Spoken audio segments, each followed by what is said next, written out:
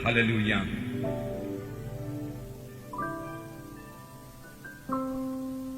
Saudaraku, topik firman Tuhan pada hari ini diambil daripada pembacaan Alkitab kita. Biarlah kita bertambah hari, bertambah giat membaca Alkitab kita sambil merenungkan firman Tuhan tersebut, karena ini akan mengobatkan seluruh hidup kita. Apalagi firman Tuhan merupakan makanan rohani kepada kita. Firman Tuhan juga menambahi iman kita. Firman Tuhan berkata, iman datang daripada mendengarkan firman Tuhan. Sekaligus firman Tuhan itu, saudaraku, menyucikan kita. Sucikanlah mereka itu dalam firman-Mu. Firman-Mu adalah kebenaran, firman Tuhan berkata. Sekaligus, saudaraku, firman Tuhan memberikan hikmat kebijaksanaan kepada kita. Isilah hati kita penuh dengan firman Tuhan. Janganlah miskin daripada firman Tuhan. Juga firman Tuhan merupakan senjata rohani kepada kita, saudaraku. Tuhan Yesus pada waktu dia melawan setan, dia berkata, ada tersurat. Setan, dia berkata, ada tersurat. Hanya dari roti saja manusia hidup, tapi daripada tiap-tiap firman yang keluar dari mulut Allah. Jangan cobai Allah Tuhanmu. Ada tersurat, dia katakan. Ada tersurat, engkau hanya menyembah Allah Tuhanmu saja. Lalu setan mundur daripada Tuhan Yesus. Karena Tuhan Yesus memakai satu senjata yang sangat ampuh, yaitu firman Tuhan, yang sampai sekarang ini belum kehilangan kuasanya. Amin, saudara. Jatuh cintalah pada firman Tuhan. Amin, saudara. Isilah hati kita dengan firman Tuhan. Baca terus, bertekun terus, saudaraku. Supaya hati saudara penuh dengan firman Tuhan. Supaya apa yang dikatakan dalam Kolose pasal 3:15, biarlah firman Tuhan diam dengan segala kekayaannya di dalam hatimu. Firman Tuhan yang diam dengan segala kekayaannya dalam hati kita akan mengubahkan hati kita, akan mengubahkan seluruh hidup kita. Bahkan menurut Amsal pasal 4 ayat 20-22, firman Tuhan yang berdiam dengan kayanya dalam kita akan membawa kesembuhan bagi kita dan membawa kehidupan baru kepada kita, kehidupan yang cinta kepada Tuhan Yesus. Biarlah semua kita jatuh cinta kepada Tuhan Yesus. Topik firman Tuhan pada hari ini yaitu supaya hati kita jangan menjauh daripada Tuhan. Pada akhir zaman ini biarlah hati kita melekat kepada Tuhan. Mazmur 91 berkata, hatinya melekat kepadaku. Adakah hati kita melekat pada Yesus, saudaraku? Kita renungkan sebentar pada pagi hari ini. Janganlah jauh hati kita ini dari Tuhan Yesus. Pada pagi hari ini, adakah kita memikirkan tentang Tuhan Yesus, saudaraku? Pada pagi hari ini, adakah kita mengingat Tuhan Yesus? Apalagi pada waktu tadi kita bangun pagi-pagi, apakah yang pertama kali kita ingat, saudaraku? Adakah kita ingat Tuhan Yesus? Kalau kita ingat Tuhan Yesus, saudaraku, tandanya hati kita melekat kepada Tuhan Yesus. Hati kita dekat dengan Tuhan Yesus. Terlebih lagi, saudara, kalau kita rindu, saudaraku, kita mau untuk menyenangkan hati Yesus, saudara. Tujuan hidupku hanya untuk menyenangkan Engkau, Tuhan. Tanda hati kita melekat pada Yesus, tanda kita dekat dengan Yesus, saudaraku. Bahkan sebenarnya Yesus dalam hati kita, tapi kerap kali, saudaraku, kita take it for granted saja, saudaraku. Kerap kali, saudaraku, walaupun Yesus dalam hati kita, kita tidak merasakan kehadirannya. Pikiran kita, hati kita jauh, saudaraku, daripadanya. Firman Tuhan pada hari ini, saudaraku, mengajak kita, saudaraku, untuk melihat hidup kita, melihat hati kita. Karena hati manusia itu adalah kehidupan manusia seluruhnya. Adakah dia dekat dengan Tuhan? Adakah dia takut kepada Tuhan? Atau dia sudah jauh daripada Tuhan? Kalau hati kita sudah jauh daripada Tuhan, saudaraku, Tuhan menegur kita pada hari ini. Sama seperti dia menegur orang Farisi. Jalan yang paling baik yaitu bertobat sungguh-sungguh, saudaraku. Dengan hati yang dekat kepada Tuhan, kemenangan milik saudara. Dengan hati yang dekat kepada Tuhan, perubahan ajaib berlaku bagi saudara. Dengan hati yang dekat kepada Tuhan, doa saudara didengarkan dan dijawab Tuhan.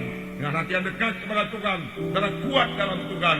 Dengan hati yang dekat kepada Tuhan, saudara diurapi dan saudara boleh memenangkan jiwa-jiwa buat Tuhan. Amin, saudara. Haleluya, Tuhan memberkati. Mari kita bersama-sama membaca Markus pasal 7 ayat 1 sampai 13. Dalam pembacaan Alkitab pada hari Jumat, saudaraku, yang lalu. Matius sudah selesai, kita masuk Markus, sudah sampai Markus pasal 7 ayat 1 sampai 13. Kita akan baca, saudaraku.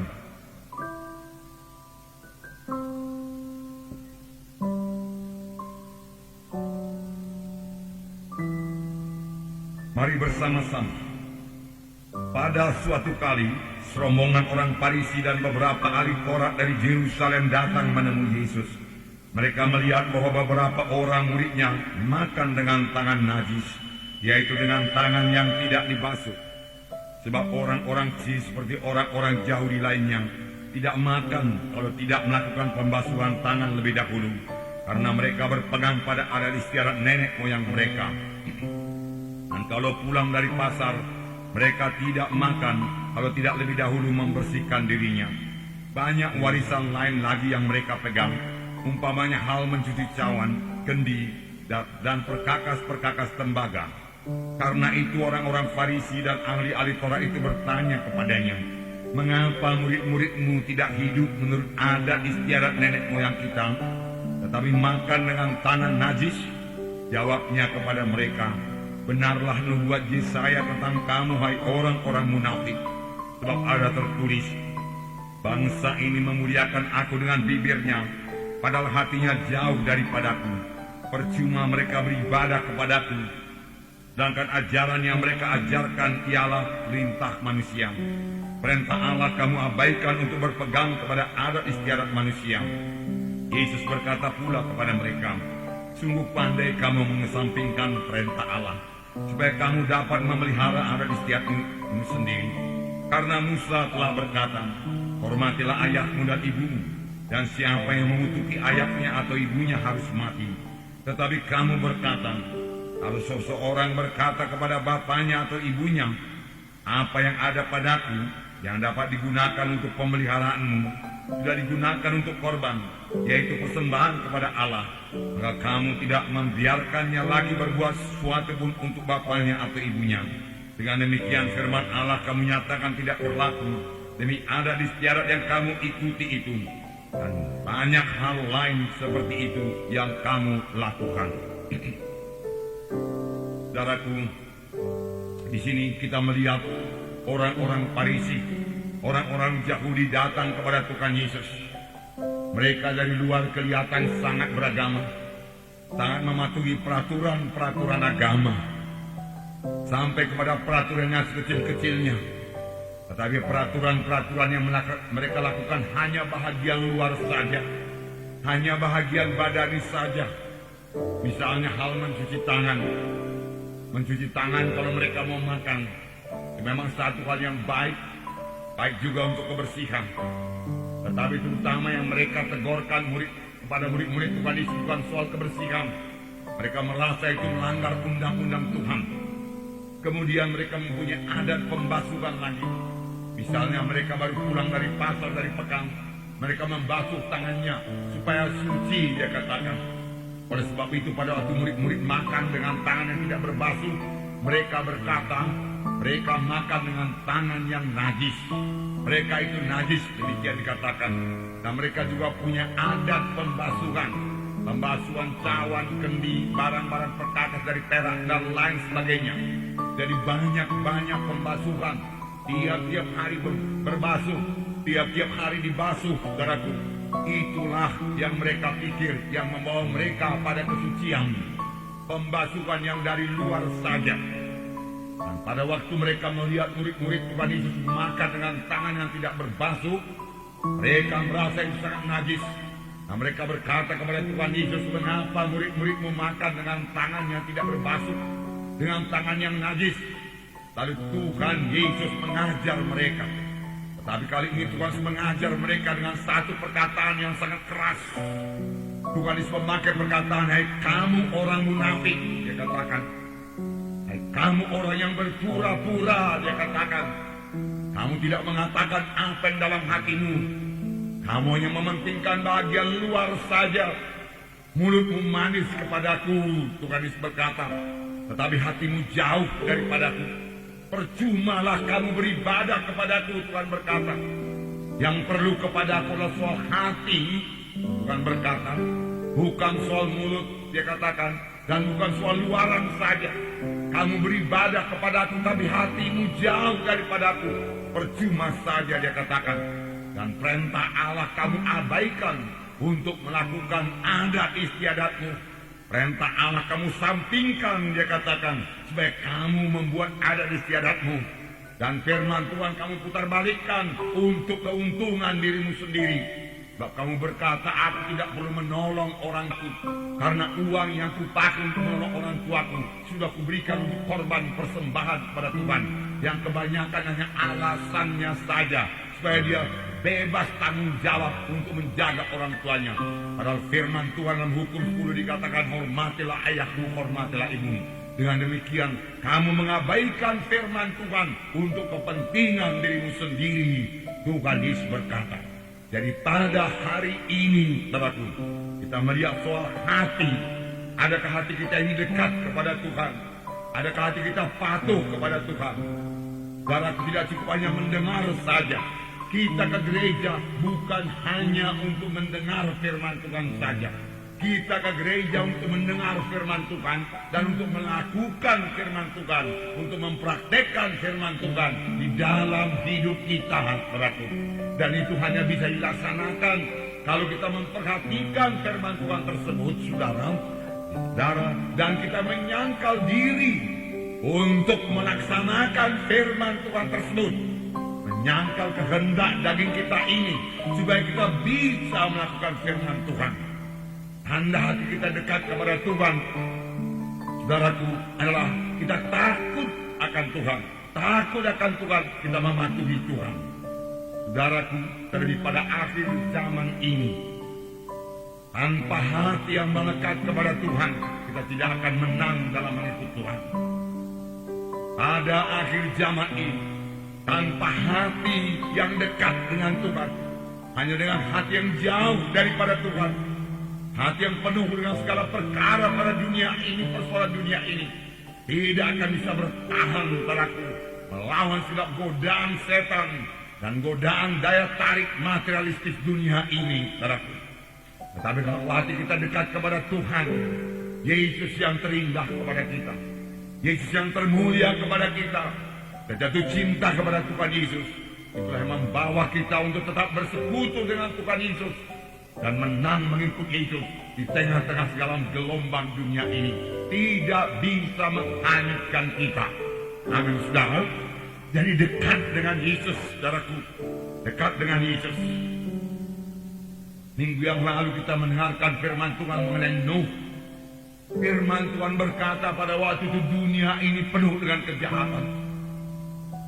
Kecenderungan hatinya jahat semata-mata.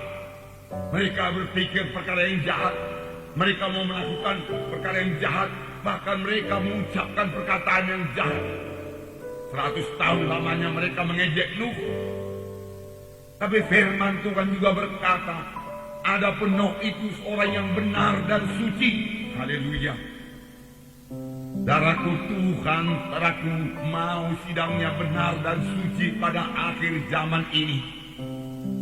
Karena inilah dia pengantin Kristus. Kitalah pengantin Kristus pada akhir zaman ini. Mana firman Tuhan berkata tidak bercacat, tidak berkerut. Berarti kita perlu dibentuk terus, saudaraku. Sehingga tidak bercacat, tidak berkerut dan layak menjadi pengantin Kristus. Dan satu perkara lagi pada akhir zaman, sama seperti pada zaman Nuh, dia katakan, manusia ini akan terbagi dua. Yang jahat akan bertambah jahat, tapi yang suci akan bertambah-tambah suci. Pilih bagian yang suci, saudaraku. Firman Tuhan berkata mengenai Nuh, adapun Nuh itu seorang benar dan suci, dan dia hidup bergaul dengan Tuhan. Alangkah indahnya ini. Bisakah sekarang ini kita hidup bergaul dengan Tuhan? Bisakah sekarang ini kita hidup berkata-kata dengan Tuhan, saudaraku? Saya katakan kepada saudara, itulah dia kekuatan kita. Saya katakan kepada saudara, untuk itulah kita diselamatkan Tuhan. Bukan untuk sekedar menerima berkat kesembuhan daripada Tuhan. Bukan untuk supaya sekedar saudaraku diberkati Tuhan dalam bidang materi. Bukan supaya sekedar kebaktian minggu. Tetapi supaya kita memiliki persekutuan yang indah dengan Tuhan. Doa saudaraku yang bersekutu dengan Tuhan.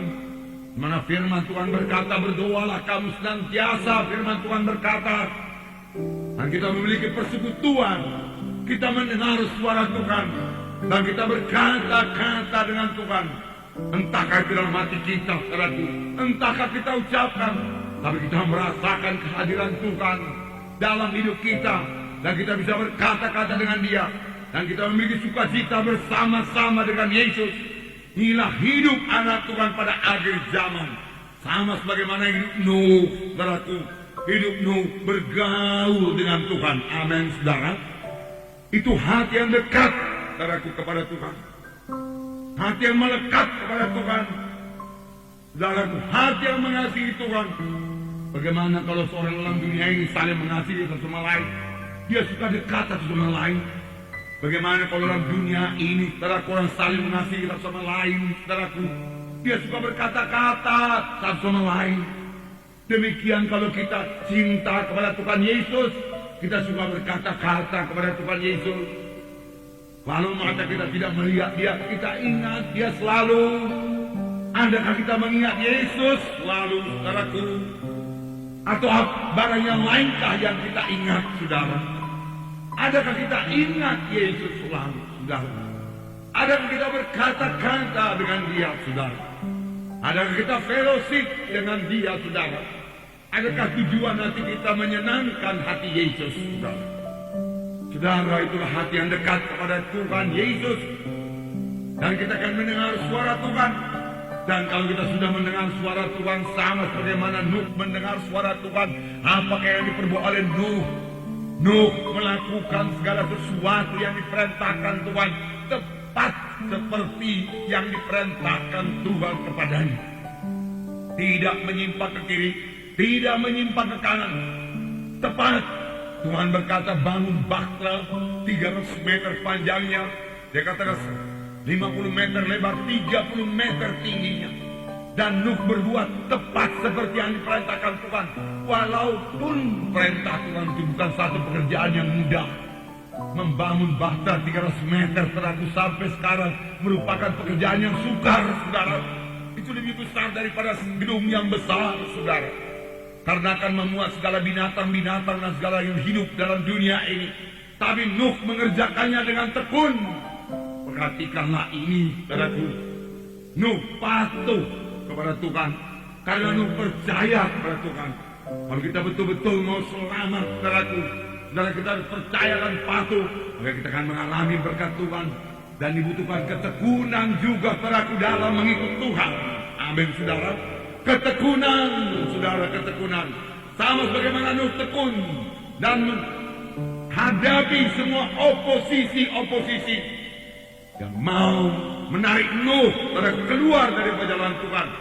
Tapi Nuh, saudaraku, bisa mengalahkan mereka semua. Demikian hidup pada akhir zaman ini, saudaraku. Jangan ada, saudaraku, yang menarik saudara keluar daripada jalan Tuhan. Yang menarik saudara keluar daripada persekutuan dengan Tuhan, yang membuat saudara jauh daripada Tuhan. Banyak perkara dunia ini bisa membuat kita jauh daripada Tuhan.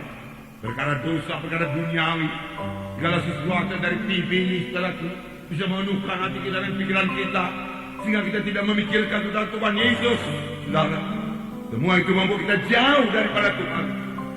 Mari isi hati kita dengan firman Tuhan. Amin, saudara.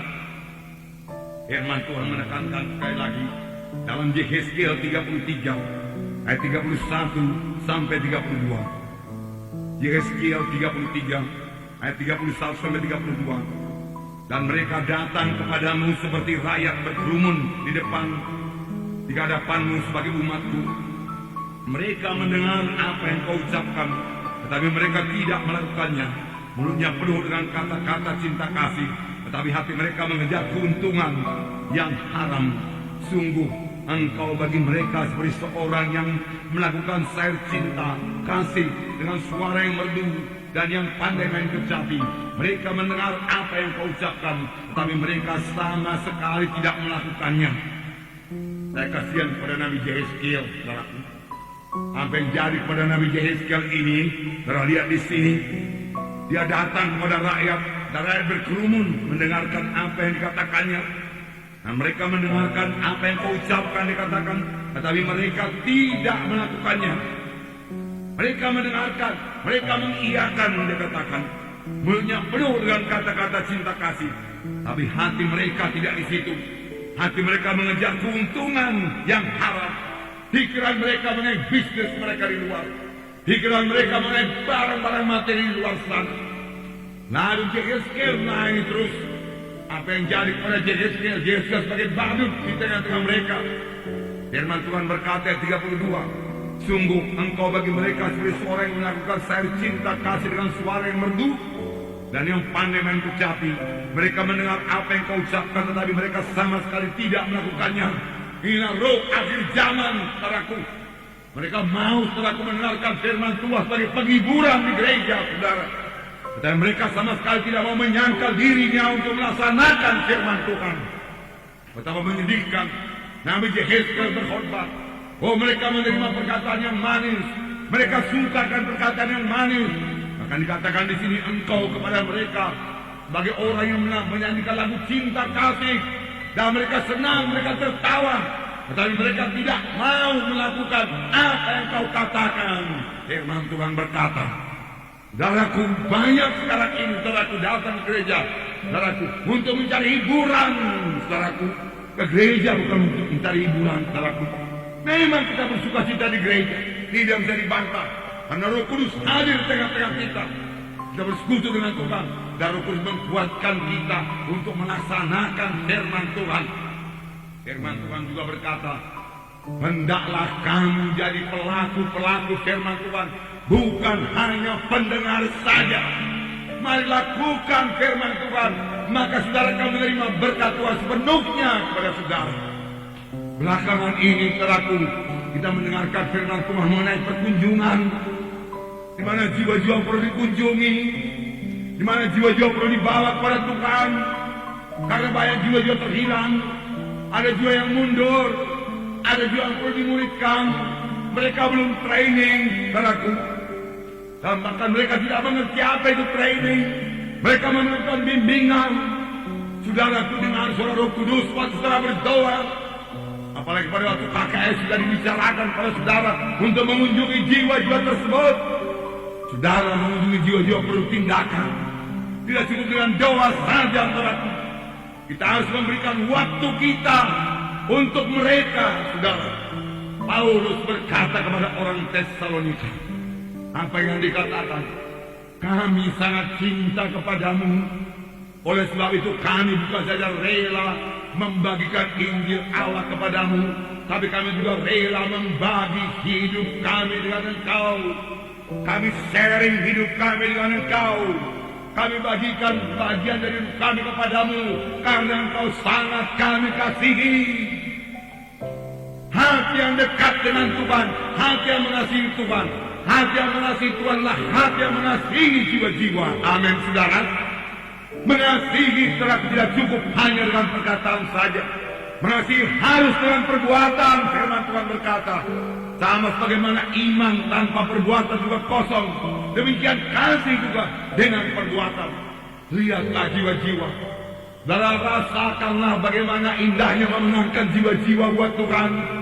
Sedangkan malaikat ribuan bersorak-sorai. Lihatlah perumpamaan Tuhan Yesus mengenai seorang gembala yang kehilangan seekor domba. Dia mencari domba itu sampai dapat.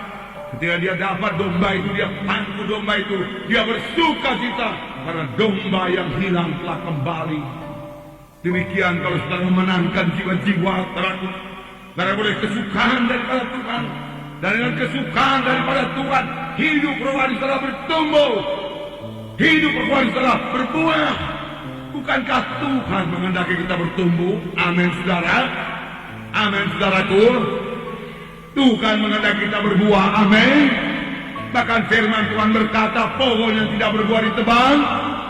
Bukankah anugerah Tuhan sudah limpah kepada kita? Betul, saudaraku. Bukankah Tuhan telah memberkati kita dan menolong kita? Amin. Masih banyak yang lain yang perlu ditolong. Mari bergerak. Maukah saudara bergerak, saudaraku? Maukah saudara bergerak, saudaraku? Haleluya. Haleluya. Nah, puji Tuhan, saudaraku, puji Tuhan. Nah, saudara yang kekasih, kita bergerak dengan hati yang kasih. Jangan sebagaimana orang Farisi dan ahli-ahli Taurat ini. Mereka datang, saudaraku, dari Yerusalem ke Galilea. Berapakah jaraknya, saudaraku? 100 km. Apakah mereka naik mobil? Tidak ada mobil waktu itu. Untuk apa mereka bergerak sedemikian jauh? Untuk bertemu dengan Yesus. Untuk apa mereka bertemu dengan Yesus? Untuk mencari kesalahan Yesus. Ada orang paling suka cari kesalahan pendeta. Kalau sudah cari kesalahan saya, pasti dapat. Mengapa? Karena saya ini belum sempurna. Nanti kalau sudah terangkat ke atas, sudah cari kesalahan saya, maka di situ saya tidak punya salah lagi, sudah sempurna sama sekali. Di sini belum sempurna. Tapi apakah berkat yang telah peroleh dengan mencari kesalahan seorang? Firman Tuhan tidak menyuruh kita mencari kesalahan seorang. Firman Tuhan menyuruh kita mengampuni orang yang bersalah kepada kita. Tapi mereka datang 100 km kira-kira jauhnya untuk mencari kesalahan Yesus. Dan betapa gembiranya mereka waktu mereka mendapati bahwasanya murid-murid Tuhan Yesus makan dengan tangan yang tidak berbasuh. Kalau sekiranya mereka datang kepada Yesus, jalan 100 km untuk mencari kesembuhan, mereka pasti pulang dengan kesembuhan, saudaraku. Kalau mereka datang mencari Yesus, saudaraku, untuk mencari keampunan dosa, karena mereka sadar dirinya orang berdosa, perlu keampunan dosa. Mereka sadar mereka tidak bisa menyelamatkan diri sendiri. Mereka pulang dengan keampunan dosa, keselamatan jiwa. Sayangnya mereka tidak menyadari diri mereka orang berdosa. Maka mereka menyadari diri mereka lebih benar daripada Yesus. Sampai mereka berani menegur Tuhan Yesus. Mengapa murid-murid memakan dengan tangan yang najis? Mereka tidak kenal Yesus. Mereka katanya orang beragama yang menunggu Mesias. Tapi Tuhan Yesus berkata, engkau buta. Engkau tidak kenal tanda-tanda zaman. Aku sudah datang, engkau tidak kenal. Saudaraku, kita juga tidak akan kenal firman Tuhan sepanjang hati kita jauh daripada Tuhan. Hati kita dipenuhi, saudaraku, dengan kemarahan, kebencian, balas dendam, kesombongan. Maka saudaraku, kita tidak akan kenal, kita akan buta terhadap firman Tuhan. Orang-orang Farisi menganggap dirinya pandai luar biasa, lebih daripada Tuhan Yesus. Kalau saja mereka datang buat keampunan dosa, puji Tuhan. Maka saudara lihat dalam Alkitab bagaimana seorang yang lumpuh datang kepada Yesus pada waktu Tuhan di Kapernaum. Mereka tidak dapat masuk bertemu dengan Tuhan Yesus karena pintu jendela penuh dengan jiwa-jiwa. Mereka membuka atap dan mereka menuntun ke bawah orang yang sakit tepuk itu.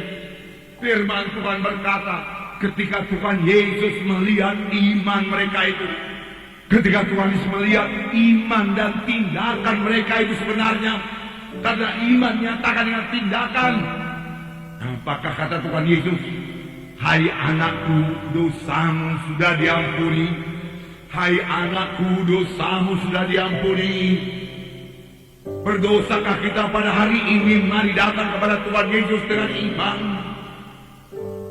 Kalau kamu mengaku dosamu, Allah itu sendiri dan adil, maka Ia akan membasuh kamu dengan darahnya dan kamu akan menjadi bersih. Firman Tuhan berkata.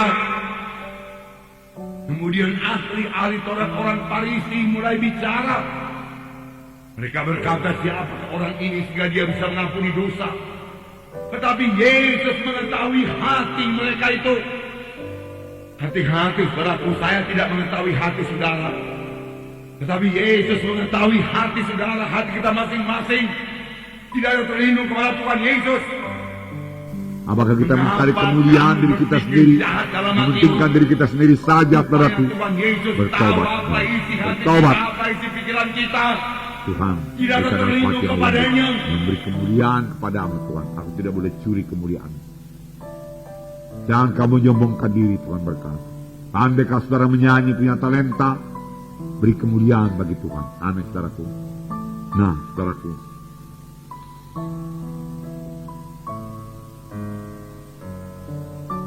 bersihkan. Pembersihan mulai dari dalam. Dimulai dari lahir baru. Amin. Harus lahir baru lebih dahulu. Selamat. Kemudian, saudaraku, baharui hati saudara dengan firman Tuhan. Amin. Oleh sebab itu baca terus firman Tuhan. Firman Tuhan itu menyucikan saudara.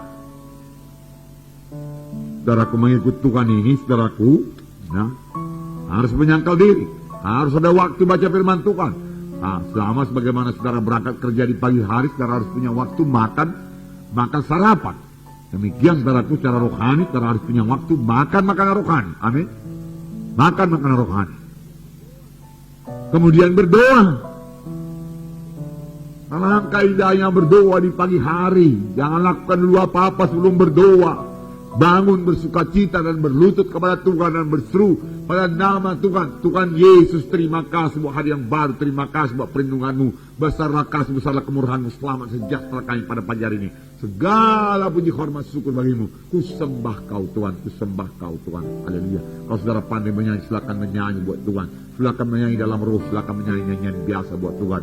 Silakan berdoa bersekutu dengan Tuhan. Silakan mohon pimpinan Tuhan. Dan mohon apakah perintah Tuhan pada hari itu. Dengarkan suara Tuhan dan patuhi suara Tuhan. Seberapa banyak anak-anak Tuhan dipimpin oleh Roh Kudus. Roma 8 dan 14. Amin, saudara. Nah, kalau saudara berbuat demikian dan saudara mematuhi Tuhan, saudara tetap pada batang anggur. Lalu kekuatan mengalir kepada saudara, kesanggupan mengalir kepada saudara. Firman Tuhan hidup diberikan Tuhan kepada saudara. Pengertian rohani saudara bertambah-tambah. Saudara bertambah intim dengan Tuhan Yesus. Sama seperti Nuh, hidup bergaul dengan Tuhan. Hidup berkata-kata dengan Tuhan. Amin. Maka hati saudara bertambah disucikan Tuhan. Hati saudara bertambah baru, bersih, bertambah-tambah mengasihi.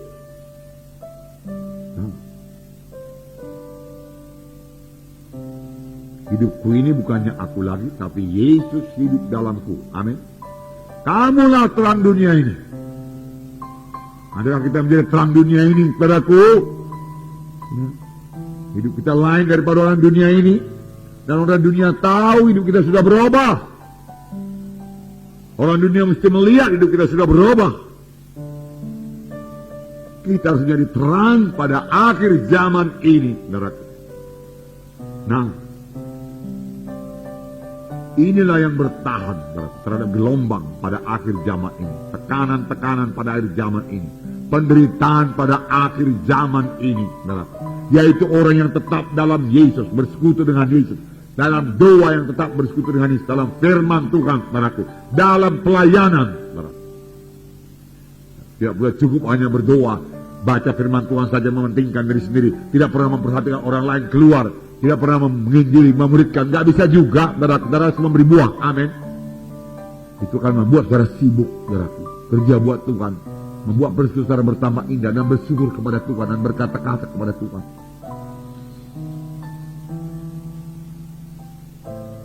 Bertahun-tahun lamanya saya ini mati, saudaraku, membawa mobil, saudaraku, bersekutu dengan Tuhan. Pulang-pulang kebaktian jauh tengah malam, saudaraku. Saya berkata-kata dengan Tuhan. Kebanyakan sudah tidur, saya bisa bersekutu dengan Tuhan. Air mata saya kerap kali bercucuran karena saya rasakan kasih Tuhan. Saya sampai di rumah segar karena saya bersekutu dengan Tuhan. Panjang jalan berkata-kata. Bahkan pada waktu itu saya belum begitu mengerti pun berkata-kata, tapi saya rasakan hadirat Tuhan. Simple. Kalau saudara mau, bisa juga pikiran ini dibawa melayang-layang ke sana, melayang-layang kemari, segala macam disorongkan setan. Tapi saya tidak mau. Nah, saya bisa tidur nyenyak. Pagi-pagi bangun dan berdoa.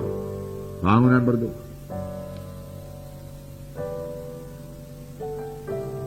Karena kebanyakan saudara masih muda. Bangunlah jam 5 pagi. Berdoalah jam 5 pagi. Untuk kekuatan saudara, karena saudara semua pelayan Tuhan. Baca Alkitab saudara, sangka diri saudara. Kalau saya tidur saudara kurang, saudaraku cepat tidur. Ya ada pelayanan seperti ini, saudaraku. Masih usahakan dengan sebanyak tiba di rumah. Dan sudah tiba di rumah, saudaraku. Ya, siapkan diri saudara. Entahkah itu makan, minum, kemudian tidur. Ya, besok bangun pagi-pagi dan berdoa. Tidak ada satu pelayanan pun yang berhasil tanpa disiram oleh doa, tanpa doa yang cukup. Tidak ada satu anak Tuhan yang bisa kuat, saudaraku, tanpa berdoa, tanpa firman Tuhan. Dia tidak bisa kuat, saudaraku. Itulah hidup kita sekarang ini. Itu perlu penyangkalan diri, saudara, penyangkalan diri. Hidup berdoa itu, saudaraku. Penyangkalan diri. Tanpa penyangkalan diri tidak bisa. Dalam Lukas 9 ayat 23 dikatakan, untuk inilah, saudaraku, dengan melakukan inilah, saudaraku, hati kita jadi baru. Katanya kepada mereka semua, setiap orang yang mau mengikut aku, ia harus menyangkal dirinya, memikul salibnya setiap hari. Kapan, saudaraku? Setiap hari. Dan mengikut aku setiap hari. Jadi mengangkat salib kapan? Bukan sekali setahun. Ada juga orang lain, saudaraku, angkat salib dari kayu betul-betulan, saudaraku. Digeret-geret, seret-seret sepanjang jalan, saudaraku, sekali setahun. Firman Tuhan berkata setiap hari angkat salib. Maka, saudaraku, sekali setahun lagi angkat salib. Memang kerap kali pun angkat salib sekali setahun itu upacara sajanya itu. Belum tentu hatinya, saudaraku, betul-betul menyangkal diri.